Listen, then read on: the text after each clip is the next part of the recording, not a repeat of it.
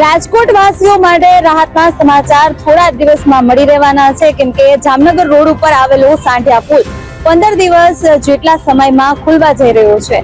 રાજકોટ મહાનગરપાલિકાની સ્થાનિક સ્વરાજની ચૂંટણી બાદ નવા પદાધિકારીઓ દ્વારા આ બ્રિજનું લોકાર્પણ કરવામાં આવશે અને ઘણા વર્ષોથી કહી શકાય કે 3.5 કે 4 વર્ષથી આ બ્રિજનું કામ ચાલી રહ્યું હતું, જેથી લઈ અને ડાયવર્ઝન આપવામાં આવ્યું હતું। આ ડાયવર્ઝનના કારણે મોટા ભાગના વાહન ચાલકોને ખૂબ જ હાલાકી ભોગવવાનો વારો આવ્યો હતો। ત્યારે હવે થોડા જ દિવસોમાં કહી શકાય કે આ બ્રિજનું લોકાર્પણ થવા જઈ રહ્યું છે અને રાજકોટ વાસીઓ માટે ખૂબ જ રાહત છે, કેમ કે મોટા ભાગના જામનગર રોડ હોય કે ત્યાંના આજુબાજુના વિસ્તારના મોટા ભાગનો વાહન ચાલક વર્ગ અહીંથી પસાર થતો હોય છે। ત્યારે ભોમેશ્વર ખાતે જે ડાયવર્ઝન આપવામાં આવ્યું હતું ત્યાં 2 રેલવે ફાટકના કારણે ખૂબ જ મોટા પ્રમાણમાં ટ્રાફિક જામની સમસ્યા રહેતી હતી, જેમાંથી હવે રાજકોટ વાસીઓને આ સાંઢિયા પુલનું કામ પૂર્ણ થતા રાહત મળવાની છે।